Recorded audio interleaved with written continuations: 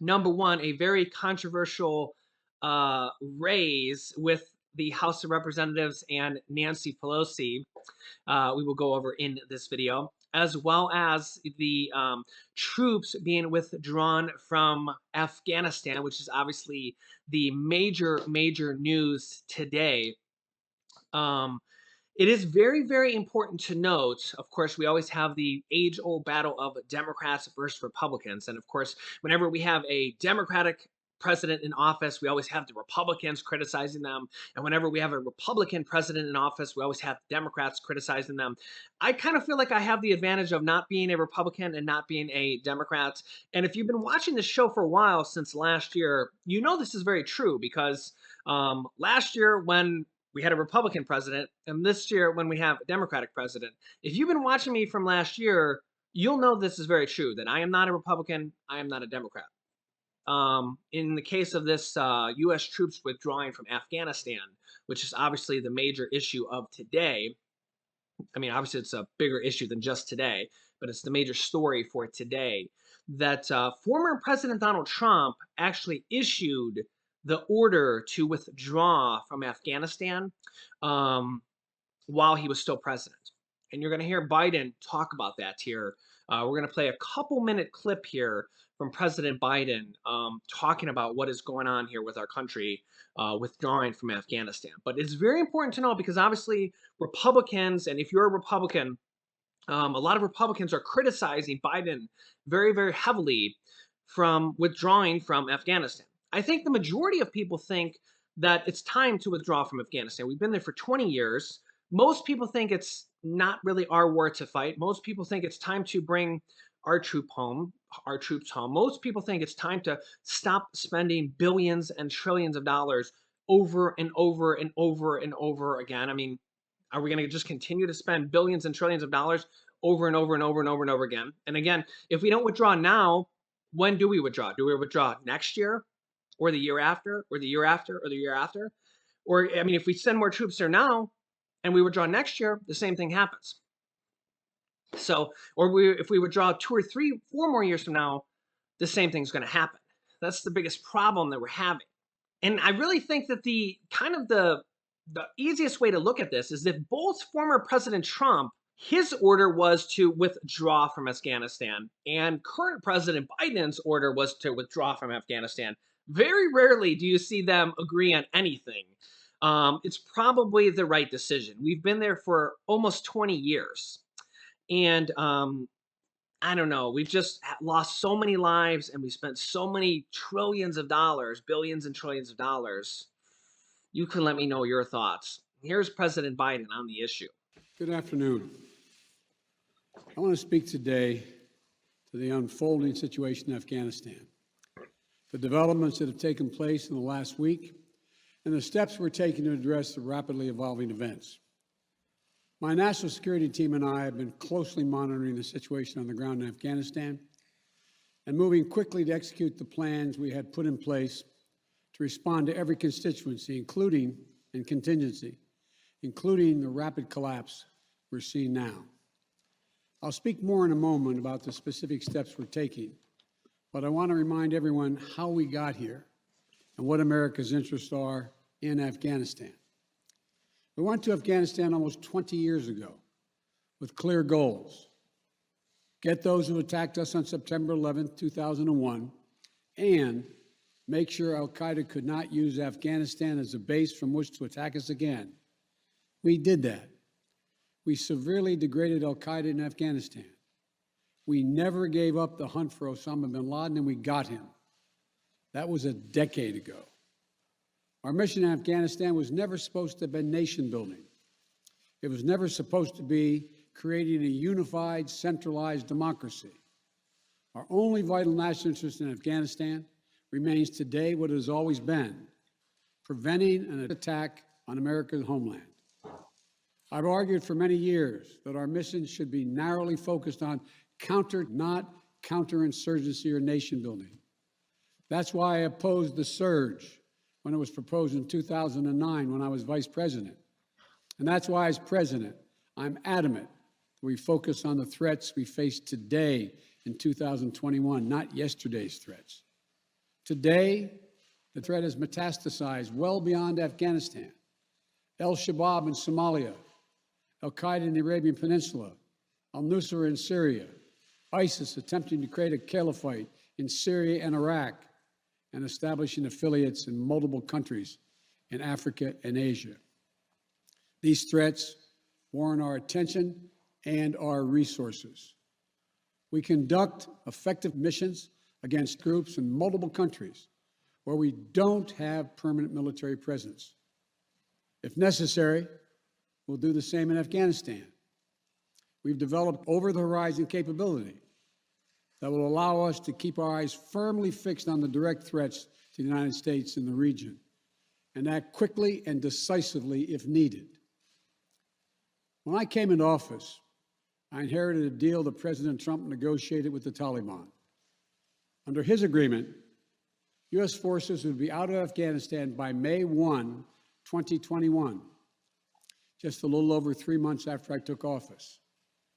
U.S. forces had already drawn down during the Trump administration from roughly 15,500 American forces to 2,500 troops in country. And the Taliban was at its strongest militarily since 2001. The choice I had to make as your president was either to follow through on that agreement or be prepared to go back to fighting the Taliban in the middle of the spring fighting season. There would have been no ceasefire after May 1. There was no agreement protecting our forces after May 1. There was no status quo of stability without American casualties after May 1.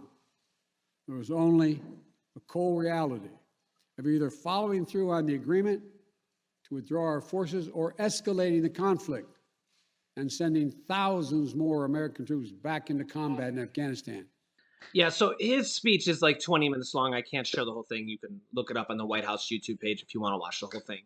But yeah, you can let me know your thoughts on this. Obviously, everybody has very strong opinions on this. Obviously, Republicans are very critical of President Biden, just like Democrats were very critical of former President Trump.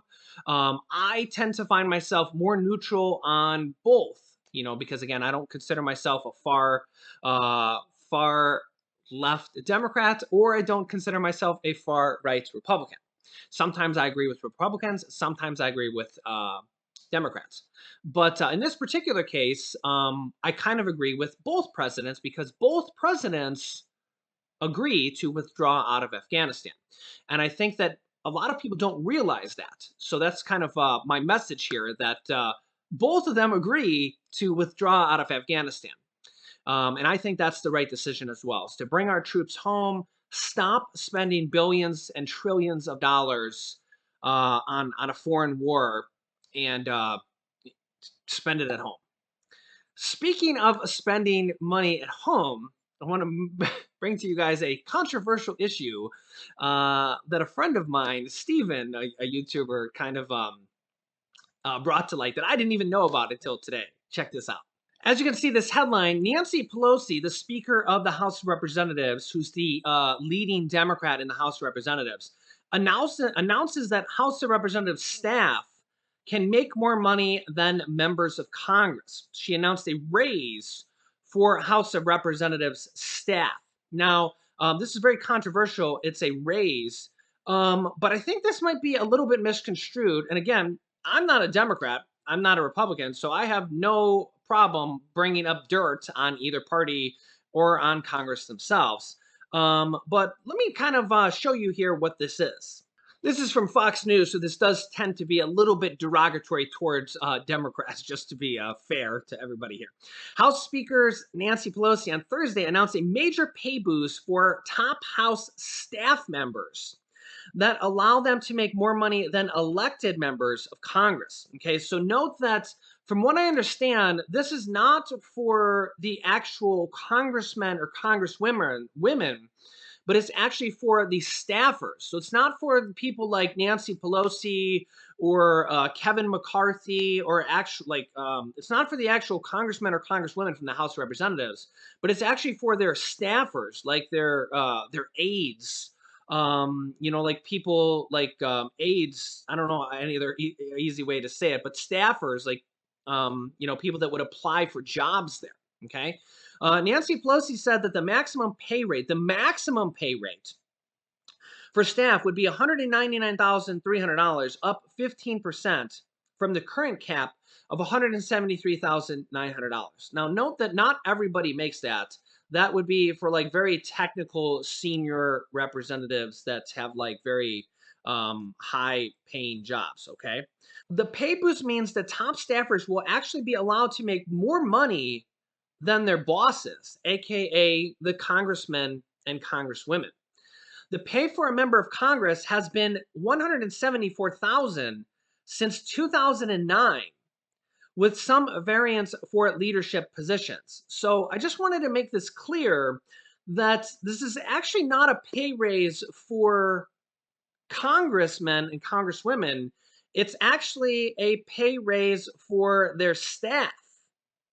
As you can see here, Nancy Pelosi announces House staff can make more money than members of Congress. And I'm not applauding this by any means. As I said, this is very controversial. But they did give a pay raise to the people who work at the House of Representatives, not the congressmen or congresswomen, but their staff. In a letter Thursday to House members, Pelosi said that the increase was needed to maintain the best talent on Capitol Hill.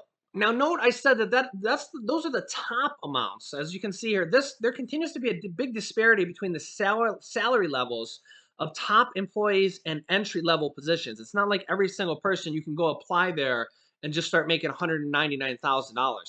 House chief of staffs have a medium wage of $152,000, whereas communication specialists, which actually sounds like a pretty good job, like you would need a degree there and stuff, make on average $32,400, according to a congressional salary data from Legie Storm.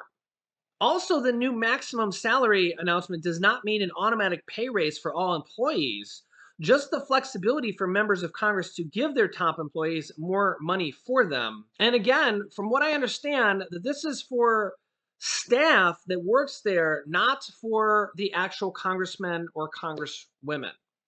So again, I've seen a lot of comments and I've seen this kind of erupted today as a big story. So I wanted to read you guys the actual story from Fox News so that you guys could understand this. I understand it's a very controversial issue. So I wanted to show it to you guys in black and white, so you guys kind of knew what was going on with that. Because again, I'm not from either party, Democrats or Republicans. Again, this is not just for Democrats or it's for both everybody from the House of Representatives, because obviously it's Democrats and Republicans from the House, and it's actually for the staff, not the actual elected officials like Nancy Pelosi or Kevin McCarthy that work at the House of Representatives. Now, with that being said, obviously there must be enough money if they have money to give raises to people, even if it's not the congressman, if it's the staff, there must be enough money to give raises. I mean, if there's enough money going around, there must be enough money to give raises to the average everyday people. The good news is we did see a raise announced today. So 40 million people got announced a raise in SNAP benefits, and this is 40 million people, so it is pretty good. Now, this raise will be going in effect, from what I understand, in October. Yeah, in October. So it's going to take about a month to go into effect. Food stamp benefits to permanently expand by over 25% in October. Yeah, so the cool thing is it's a permanent raise. It's the largest raise ever. 25%. The largest raise ever. And the best thing about it is it's a permanent raise.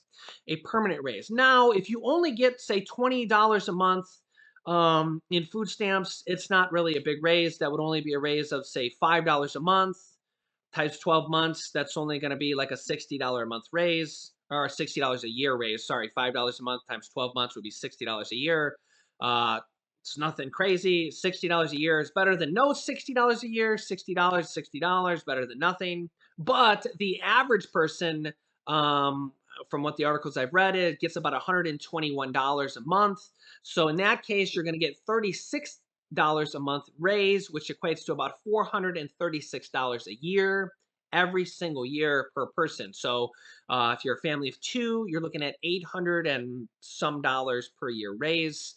Uh, Pretty decent, pretty decent. If you're a family of four, you're looking at like $1,600 a year in SNAP raises. So this is the third kind of stimulus provision that they have announced in the last 3 weeks.